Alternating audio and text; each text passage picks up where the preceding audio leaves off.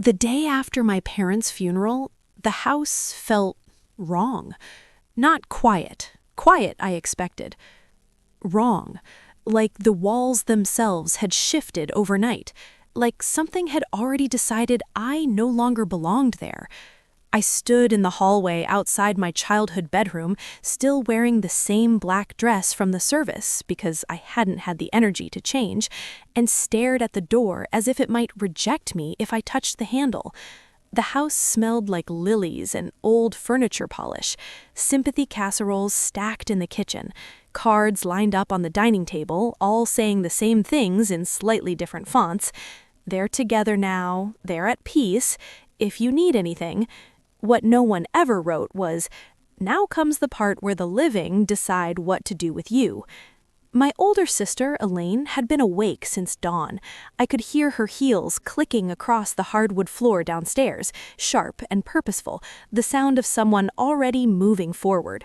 Elaine was 5 years older than me. She'd always been 5 years ahead of me, first to graduate, first to marry, first to leave this town and come back with a polished version of herself that people admired. I was the one who stayed close, the one who drove Mom to appointments, the one who sat with Dad through long evenings when his hands shook too badly to hold a fork, the one who knew which floorboard creaked and which window stuck in winter. But Elaine had the confidence, and confidence, I would soon learn, counted for more than presence. She called my name from the kitchen. "Can you come down here?" Not, "Are you okay?" Not, "Do you need a minute?" Just business. I walked down the stairs slowly, one hand trailing along the banister my father used to polish every spring. Elaine stood at the counter with a folder open in front of her, neat, organized, legal-looking. She didn't look up when I entered. "We need to talk about arrangements," she said. I nodded, even though my chest felt tight. "Okay." She gestured to a chair. "Sit." I sat. She slid a document across the counter toward me. "The house is in my name," she said plainly. I blinked. "What?" "The house," she repeated, tapping the paper with one manicured finger. "Mom and Dad transferred it to me years ago for tax reasons." I stared at the document, my vision blurring. "That doesn't make sense," I said. "They always said—" "They said a lot of things, but this is what they did." I looked up at her. "When?" "5 years ago," she replied, "right after Dad's first surgery." 5 years. 5 years I'd been here every day. 5 years I'd paid utilities when money was tight. 5 years I'd told myself I was helping, not postponing my own life. "So, what does that mean?" I asked quietly. Elaine closed the folder. "It means I'm selling the house," she said. The words landed like a physical blow. "Selling?" I repeated. "Yes," she said. "It's too big for one person, and I don't live here." My mouth went dry. "But I do." She tilted her head slightly, like she was considering a minor inconvenience. "You did," she corrected. I felt my heart begin to race. "What are you saying?" I asked. She exhaled, clearly annoyed now. "I'm saying you'll need to find somewhere else to live," she said. "I've already spoken to a realtor." For a moment, I honestly thought I might faint. "This is my home," I said, my voice shaking despite my effort to control it. "It was our parents' home," Elaine replied, "and now it's mine." I stood up abruptly. "You can't just kick me out. I have nowhere to go." She frowned. "I'm not kicking you out. I'm giving you time." "How much time?" I asked. She checked her phone. 30 days should be more than enough," she said. 30 days. After burying my parents. After losing the only place that had ever felt stable. After spending my entire adult life being the reliable one. I laughed. I couldn't help it. It came out brittle and sharp. "You weren't even here," I said. "You flew in 2 days before the funeral." "That's not fair," she snapped. "No, what's not fair is acting like you earned this." Her eyes hardened. "I'm their eldest," she said. They trusted me. They trusted you with paperwork, I said. They trusted me with their lives. The words hung in the air. She looked away first. You always do this, Elaine said. You make everything emotional. I stared at her. They're dead. How is this not emotional? She pressed her lips together. This is exactly why they handled things the way they did. My stomach dropped. What do you mean by that? I asked. They worried about you, about your dependence, about you never moving on. I felt like the ground had disappeared beneath me. They never said that, I whispered. They didn't have to, Elaine replied. I understood. That was the moment something inside me cracked. Not loudly, quietly. Because I realized she wasn't grieving the same loss I was. She was managing an asset. I didn't argue anymore. I didn't cry. I nodded and walked back upstairs to my room. My room. For now. I sat on the bed and stared at the faded wallpaper my mother had chosen because it reminded her of her grandmother's house. I thought about all the nights I'd slept here, listening for my father's cough. All the mornings I'd made coffee before anyone else was awake. All the invisible labor that never turned into leverage. That night, I packed a suitcase. Not because I was ready to leave, but because I needed to remind myself I could. Elaine watched me from the hallway, arms crossed. You don't have to be dramatic, she said. I zipped the suitcase closed. I'm not, I replied. I'm being realistic. She scoffed. You'll thank me someday. This will force you to grow. I looked at her then. Really looked. And something settled in my chest. I won't forget this, I said calmly. She rolled her eyes. You're being melodramatic. No, I said. I'm being observant. I moved out 3 weeks later to a tiny apartment with thin walls and a view of a brick building. I slept on a mattress on the floor. I cried in the shower where no one could hear me. And every night before I fell asleep, I told myself the same thing. This isn't the end of your story. Elaine sold the house within 2 months. She didn't call to tell me. I found out from a neighbor. The check cleared, the chapter closed. At least that's what she thought. What she didn't know, what she couldn't have known, was that 5 years later, I would stand in that same driveway again, not as the younger sister who stayed quiet, not as the one who was easy to push aside, but as someone she would barely recognize. And the house? The house was only the beginning, because some things don't come back quickly, but when they do, they come back with interest. The first year after I left that house felt like living underwater. Everything was slower, muted, heavy. Grief didn't come in waves the way people describe. It came in routines, small moments where I reached for my phone to call my mom before remembering there was no one to answer. Moments where I heard my father's voice in my head correcting the way I held a wrench or folded a map. And layered on top of that grief was something sharper, displacement. I hadn't just lost my parents. I'd lost my place. The apartment I moved into was barely big enough for the mattress and the folding table I used as a desk. The walls were thin enough that I could hear my neighbor's television through them, laugh tracks echoing late into the night. I worked 2 jobs that first year, not because I had to. Technically, one would have covered rent, but because I needed the exhaustion.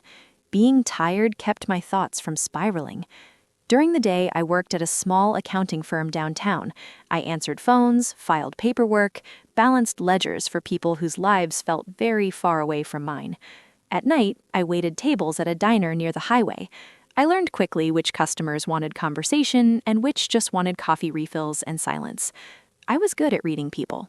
I'd had practice. Elaine didn't call. Not once. No, are you settling in? No, do you need anything? Nothing. I told myself it didn't matter, that I was better off. But some nights, when the diner was empty and the neon lights buzzed softly overhead, I replayed that kitchen conversation over and over again. "They worried about you." The sentence stuck like a splinter. I wondered if my parents had really felt that way, if they'd seen me as fragile, as stuck, as something that needed to be managed instead of trusted. I visited their graves alone that spring. Elaine didn't come. She'd sent flowers once, an arrangement that looked expensive and impersonal. Standing there, I realized something uncomfortable.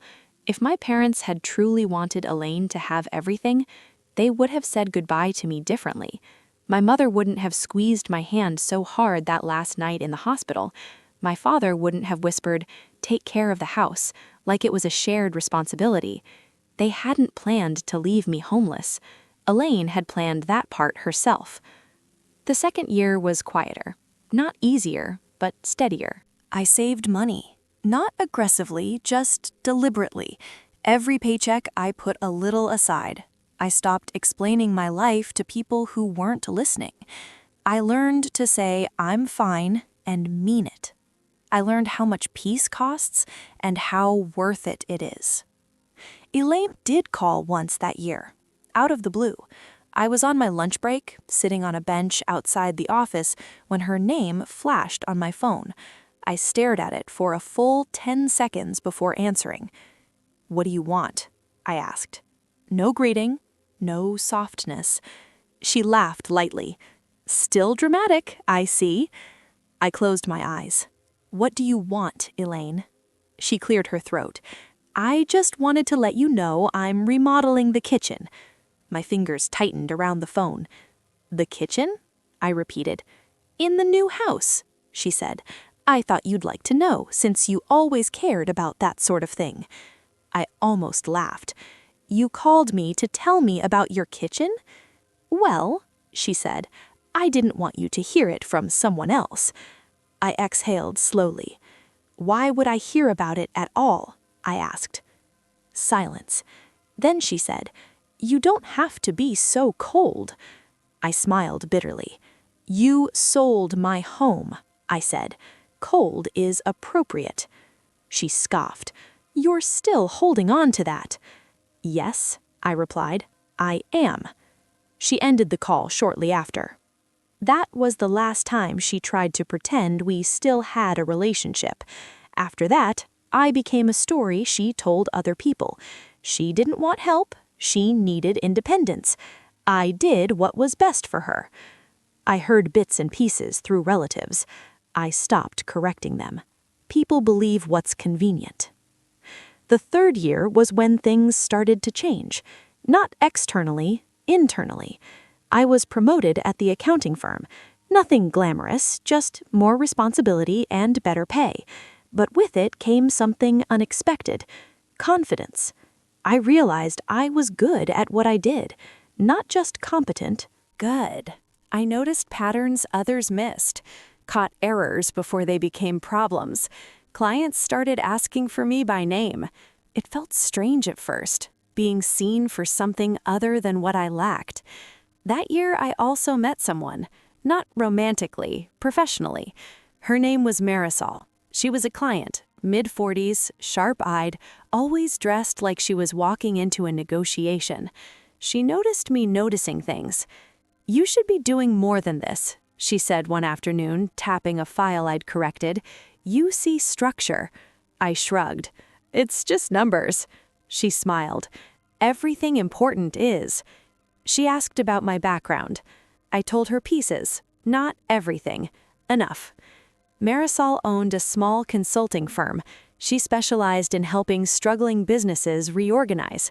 She needed someone reliable, someone meticulous, someone who didn't panic under pressure. She offered me a part-time role. I hesitated. I was tired, scared.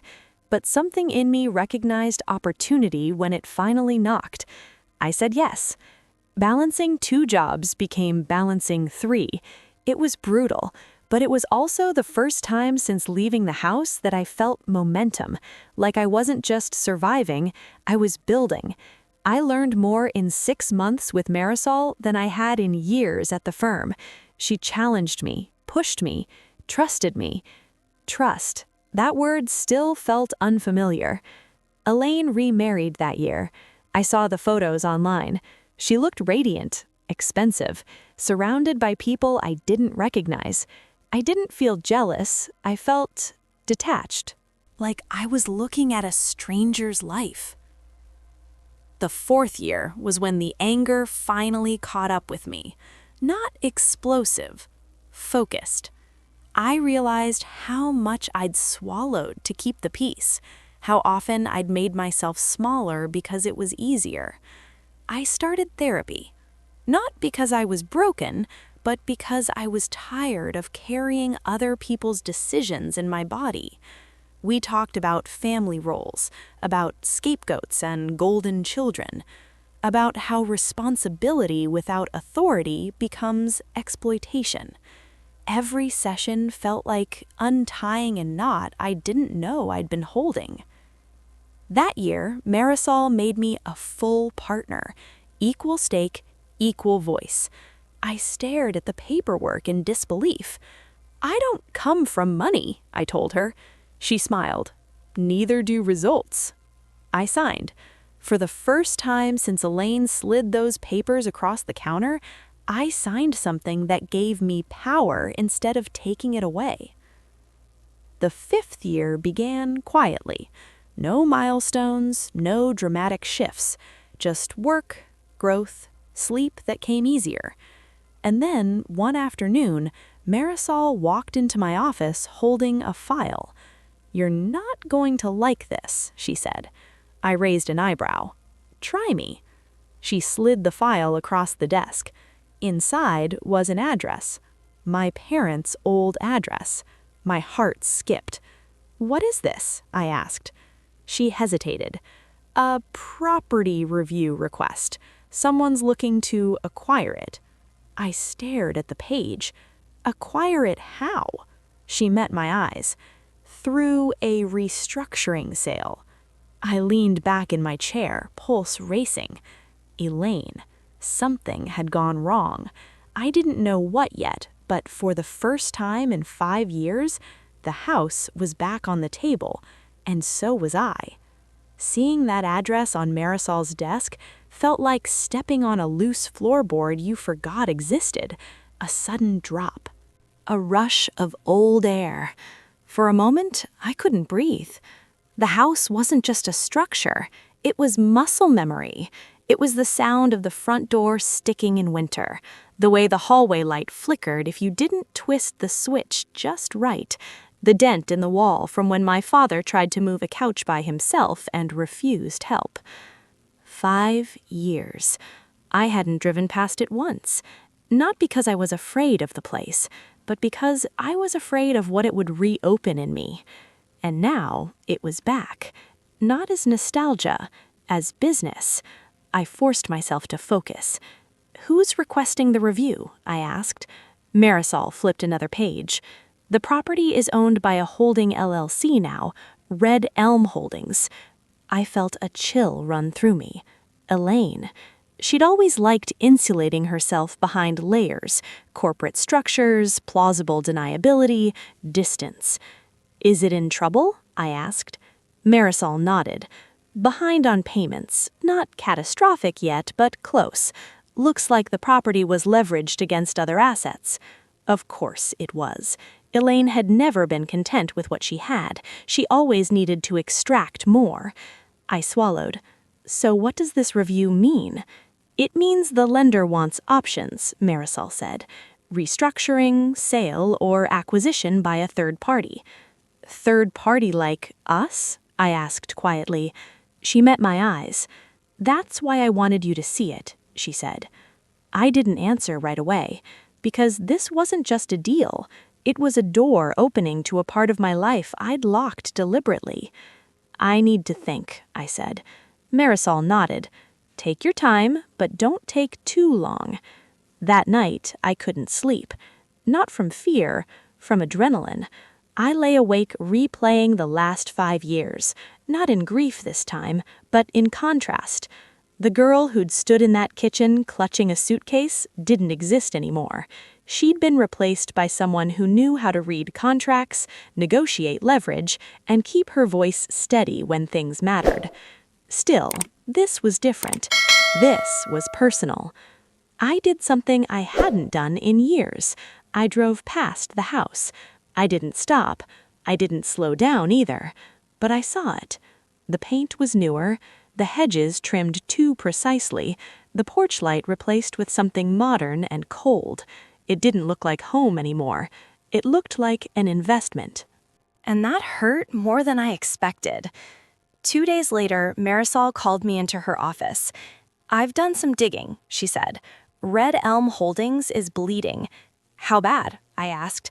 "Bad enough that they'll need to sell," she replied, "or be forced to." My chest tightened. "And Elaine?" I asked. Marisol raised an eyebrow. "You know her name?"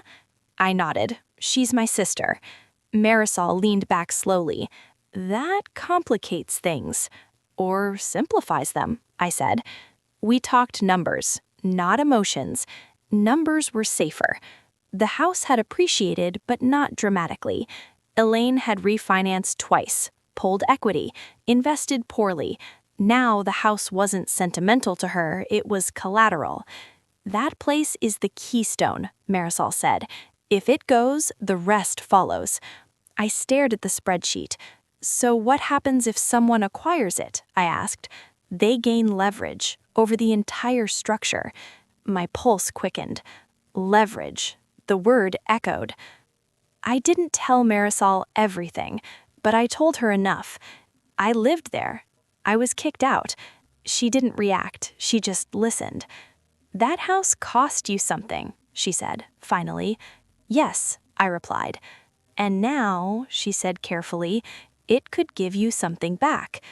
I asked for time, a week. I needed to sit with the idea, because revenge wasn't what I wanted. I didn't want to take from Elaine. I wanted something cleaner, closure, justice, balance. Elaine called me 3 days later. The timing was almost funny. I hadn't heard her voice in over 2 years. I stared at my phone as it rang. Then I answered. "Hello?" I said calmly. Silence. Then, "I didn't think you'd pick up." "What do you want?" I asked. She exhaled sharply. "Straight to it. Fine." Her voice sounded different, not confident, tight. "I need to talk to you," she said. "I'm listening," I replied. "Not like this," she said, "in person." I almost laughed. "No," I said. There it was, the shift. "Please," she said. The word felt foreign coming from her. "I don't think so," I replied. "You've said everything you needed to say." "Just hear me out," she insisted. "It's about the house." My heart beat once, hard. "I know," I said. Silence. "How do you know?" she asked. I smiled. "Because you wouldn't call otherwise." We met anyway, not at the house, at a cafe halfway between our lives. She looked older, not in years, in weight, the weight of someone who'd been holding things together too tightly. "I didn't want it to be like this," she said immediately. I didn't respond. "I thought I was doing the right thing. You were stuck. I was trying to push you." I looked at her calmly. "You pushed me out," I said. "There's a difference." She winced. "I didn't think you'd disappear," she said. "I didn't disappear," I replied. "You just stopped looking." She wrapped her hands around her cup like it was grounding her. "I'm in trouble," she admitted. There it was. Not an apology, a confession. "How much?" I asked. Her eyes flicked up. "You were always good with numbers," she said weakly. "How much?" I repeated.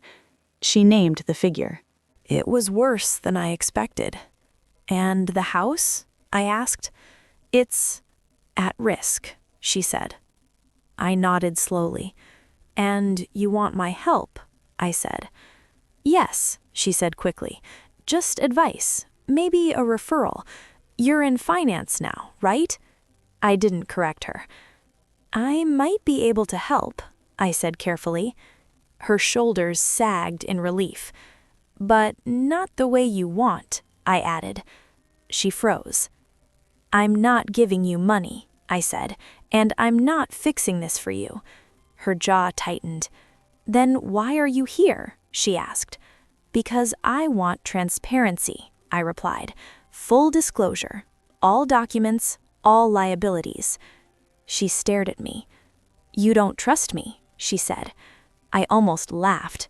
No, I replied. I don't. She hesitated, then nodded. Okay, she said, if that's what it takes. She slid a folder across the table. I didn't open it yet. I have one condition, I said. Her eyes narrowed. Of course you do. If this ends with the house changing hands, I said slowly, you don't fight it. Her face drained of color. What? She whispered. You don't obstruct. You don't sabotage. You don't spin it as betrayal. You're asking me to lose everything, she said. I met her gaze. No, I said. I'm asking you to let go of what you took.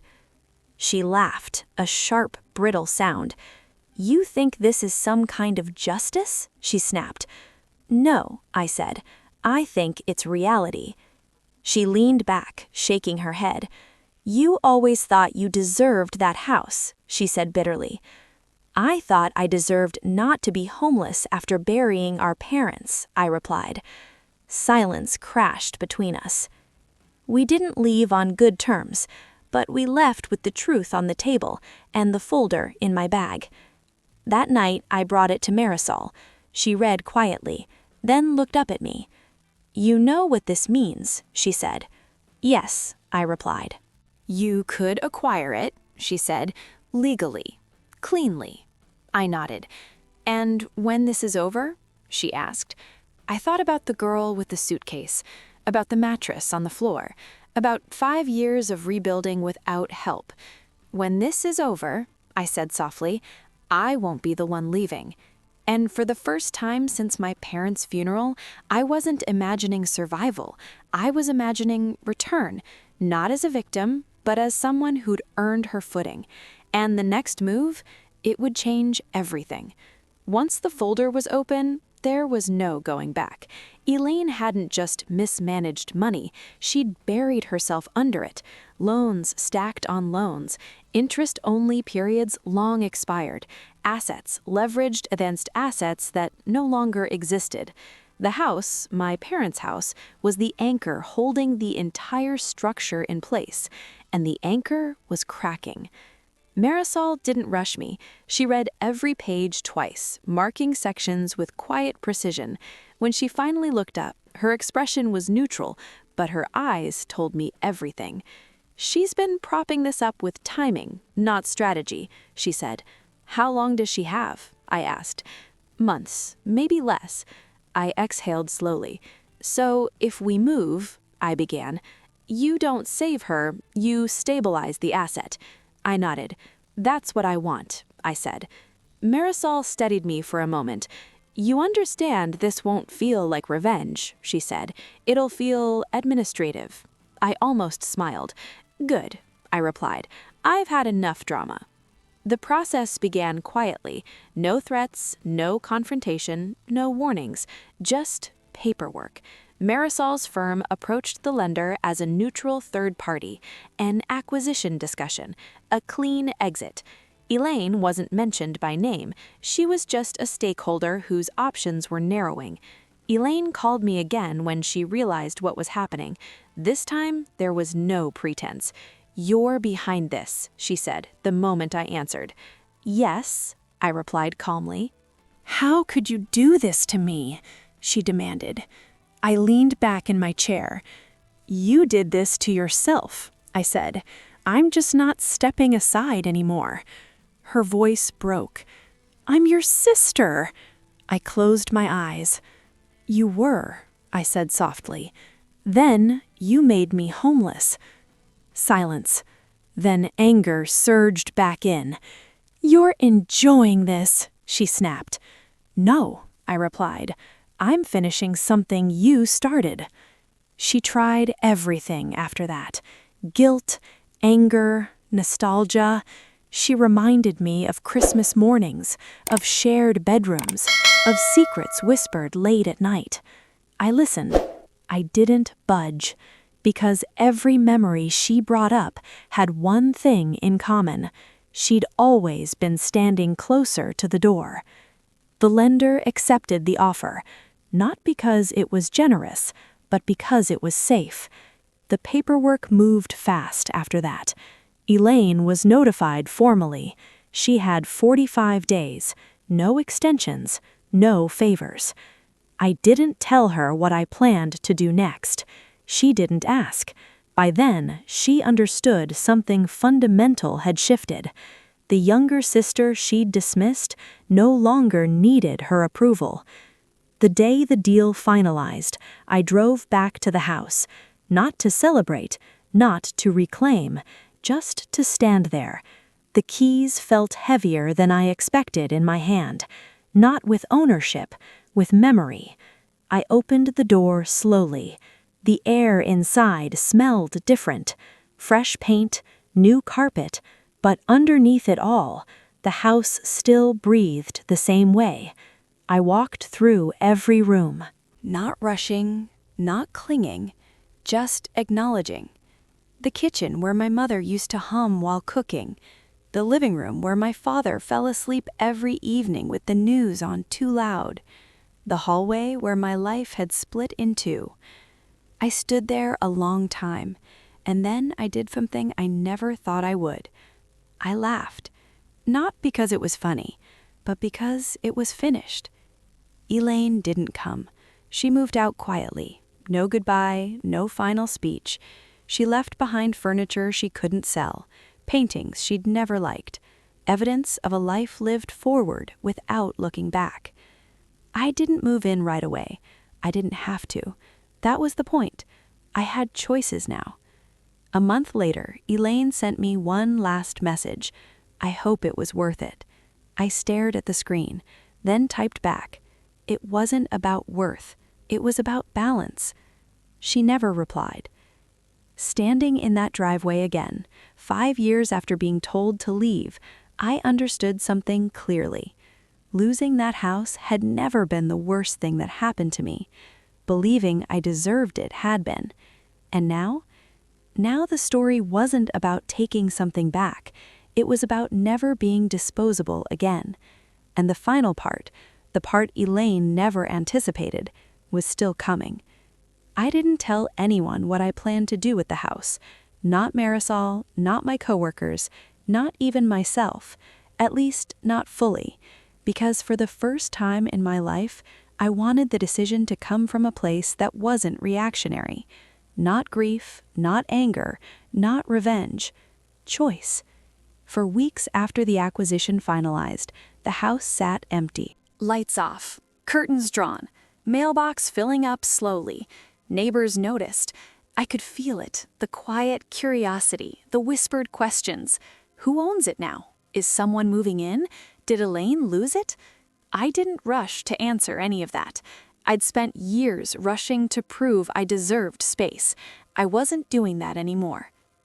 One evening, I went back alone. No keys this time. I already had them memorized in my pocket. I sat on the front steps and watched the sky shift colors, just like I used to when my parents were still alive. The house creaked softly behind me, settling into the evening. And that's when it hit me. This place had never trapped me. It had held me. The trap was the belief that I had no claim unless someone else granted it. Elaine sent one more message that month. Not angry, not bitter, just tired. I'm leaving town. I can't afford to stay. I read it twice, then once more, and felt nothing sharp, just distance. I didn't reply, not because I wanted the last word, but because not every ending needs dialogue. I decided to renovate, not to modernize, not to flip, but to restore. I kept the creaky stair that everyone complained about. I kept the old built-in shelves my father had installed himself. I refinished the dining table instead of replacing it. Piece by piece, I chose preservation over erasure, and every choice felt like a quiet reclaiming. During the renovation, I found things Elaine had missed: a note tucked behind a baseboard in the hallway, my mother's handwriting, for rainy days. Inside was a small envelope, cash. Not much, but enough to tell me something important. They'd planned for uncertainty, just not betrayal. That discovery changed something in me, because it reminded me of a truth Elaine never understood. My parents hadn't measured value in control. They'd measured it in care. When the house was ready, I didn't move in. Instead, I opened the door to someone else, a woman from the diner I used to work at, recently divorced, 2 kids, nowhere stable to go. I rented it to her, below market, month to month, no strings. When she cried, embarrassed, I said the words I'd needed to hear years earlier. "You're not a burden. You're just in between chapters." Word got around, quietly. Not that I owned the house, but that I was fair. People came to me differently now, with respect, with curiosity, with none of the assumptions that had once defined me. Marisol noticed the change. "You're lighter," she said one day. "I am," I replied. "You could have lived there," she said, "closed the circle." "I did," I said, "just not the way people expect." She smiled. "That's usually the best way." A year passed, then another. Elaine never came back. I heard pieces: new city, smaller job, quieter life. I didn't feel triumphant. I felt resolved, because the story had never been about her downfall. It was about my return to myself. On the 5th anniversary of my parents' funeral, I visited their graves again. This time, I wasn't hollow. I stood there and told them everything: about the jobs, about the house, about the choice not to live in it.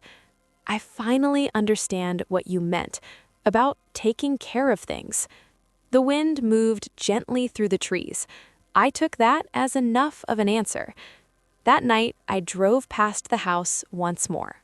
Lights on, kids' laughter inside, life continuing. And I smiled, not because I'd won, but because I'd broken something that never should have existed in the first place: the idea that love is inherited only by the boldest taker. 5 years ago, my older sister took the house and kicked me out. She thought ownership meant power. She thought paperwork meant permanence. She thought I'd disappear. What she didn't understand was this: when you strip someone down to nothing and they survive anyway, you don't weaken them, you teach them exactly how strong they are. I didn't get the house back the way I lost it. I got something better: agency, perspective, peace, and a life that no one, not even family, could take from me again. That's how this story ends. Not with a confrontation, not with revenge, but with a woman standing firmly in her own life, finally unafraid of being pushed out, because she knows now she can always build something that lasts.